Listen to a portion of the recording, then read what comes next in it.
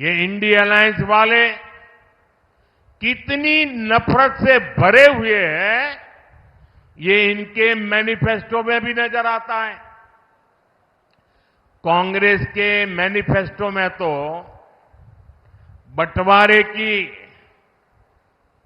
गुनहगार मुस्लिम लीग की छाप नजर आती है।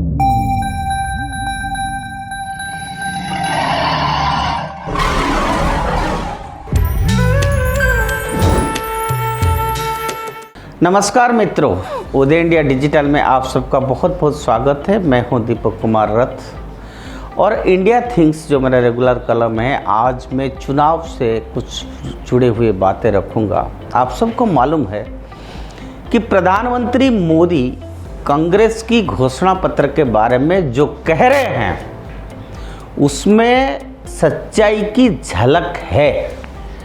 कांग्रेस ने अपने घोषणा पत्र में हिंदुओं का धन छीनकर केवल मुसलमानों को बांटने का वादा करके एक बार फिर अपना असली रंग दिखाया है। लेकिन यह पहली बार नहीं है। आप जानते हैं कि मनमोहन सिंह पहले भी ऐसा कह चुके हैं। लेकिन मैं आपको कांग्रेस की असली चेहरे की एक झलक दिखा देता हूं। मनमोहन सिंह ने कहा था कि देश की संसाधनों पर पहला अधिकार मुसलमानों का है, लेकिन ये अचानक नहीं आया है। आखिरकार हम जानते हैं कि मनमोहन राजमाता एंटोनिया माइनो जो है सोनिया मैडम के हाथों की कठपुतली मात्र थे मनमोहन जी, जो हिंदुओं को नष्ट करने की एक बड़ी योजना पर हमेशा काम कर रहे थे। इस देश में हिंदुओं को कैसे नुकसान हो। कांग्रेस वास्तव में इसके लिए बहुत तैयारी की चुकी थी। पहली बात है कि मुसलमानों को एससी सूची में शामिल करने की, सरकारी नौकरियां में मुसलमान के लिए अलग से 15% आरक्षण प्रदान करने की, ओबीसी आरक्षण को धर्म के आधार पर विभाजित करके मुसलमानों को अलग से 6% आरक्षण आवंटित करने की, धर्मांतरण के बाद भी सुप्रीम कोर्ट का दर्जा सुनिश्चित करना। तो दिसंबर 2006 को दिल्ली में मनमोहन सिंह का बयान सिर्फ एक बयान नहीं था, बल्कि गजवे हिंद का नींव की तैयारी थी। कांग्रेस इतनी चतुर थी कि उसने उसी किसी प्रतिष्ठित व्यक्ति से करवाकर बौद्धिक चेहरा दे दिया। वो व्यक्ति कौन था?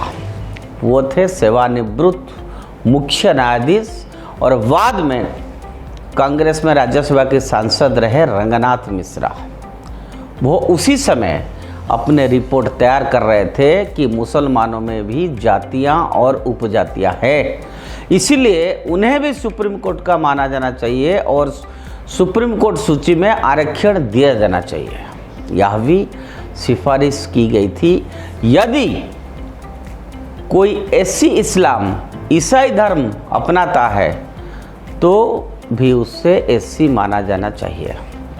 अगर संक्षेप में कहा जाए कि रंगनाथ मिश्रा अपने मालकिन एंटोनियो माइनो निर्देश के तहत धर्मांतरण का उन लोगों ने रास्ता साफ कर रहे हैं। यह अनुसूचित जाति को अन्य धर्मों में परिवर्तन होने की अनुमति देकर और फिर भी आरक्षण का आनंद लेने का हक देते हुए हिंदुओं पर मुख्य हमला था। ये मित्रों, 3 नवंबर 2006 को मनमोहन सिंह सरकारी नौकरियों में भी मुसलमानों के लिए आरक्षण की बात पहले ही कर रही थी। रंगनाथ आयोग ने सरकारी नौकरियों में मुसलमान के लिए 15% आरक्षण की सिफारिश की थी। ओबीसी जो मुख्य रूप से हिंदू है, उनके लिए निर्धारित 27% में से मुसलमानों को 6% आरक्षण देने की सिफारिश की गई थी। यानी सरकारी नौकरियों में मुसलमानों को कुल 21%, 15 + 6 आरक्षण मिलेगा।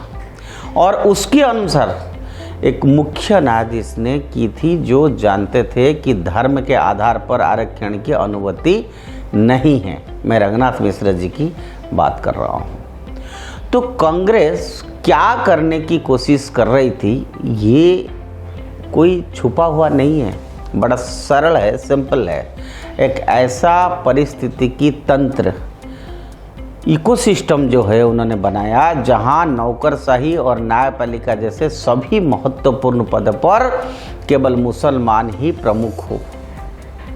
इसमें कोई संदेह नहीं है कि कांग्रेस बाद में केवल कांग्रेस द्वारा नियंत्रित मुसलमानों को सर्वोच्च पद आवंटित करने के लिए, पदोन्नति में आरक्षण लागू करने के लिए भी आगे बढ़ती।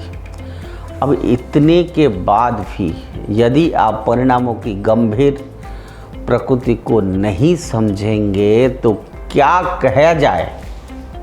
सोचिए कि कुछ पीएफआई, एसडीपीआई, आईएएस आतंकवादी हमारा सुरक्षा बल की मेजर, ब्रिगेडियर, जनरल बन रहे हैं।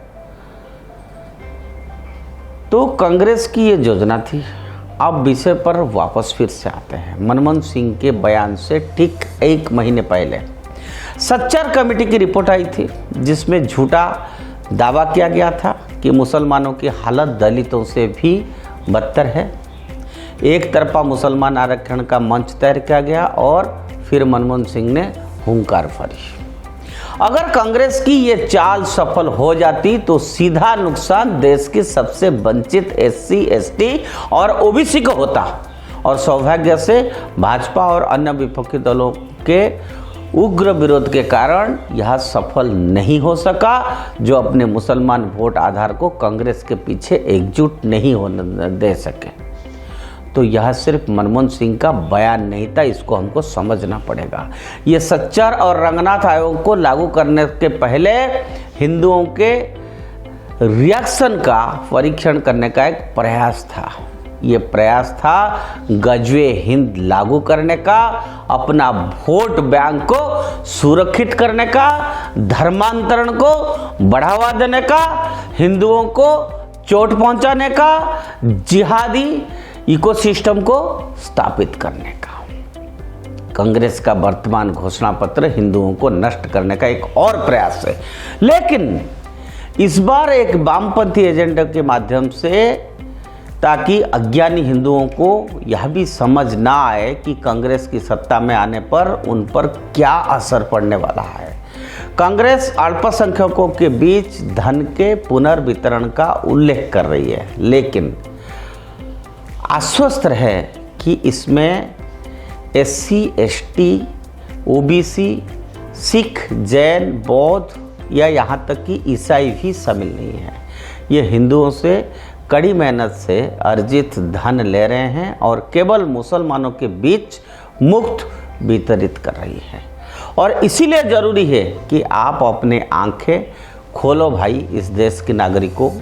हिंदुओं के लिए कांग्रेस की घातक एजेंडे को समझो और देश के हित में घरों से निकलकर वोट डालना अवश्य, वोट डालने के लिए अवश्य जाए। मित्रों, ये जो हिंदुओं के खिलाफ, सनातन के खिलाफ, इस देश के खिलाफ इन लोगों का कंस्पिरेसी आज से नहीं है, हजारों सालों से चल रहा है, लेकिन वो सफल नहीं हो पा रहे हैं।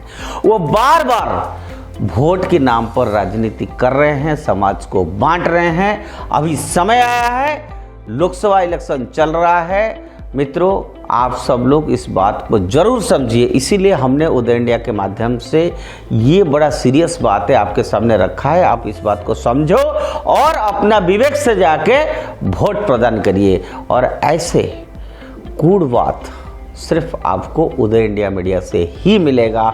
इसीलिए मैं बार बार कहता हूँ, उदय इंडिया से जुड़े रहिए और उदय इंडिया को सब्सक्राइब करिए। आज के लिए इतना, धन्यवाद।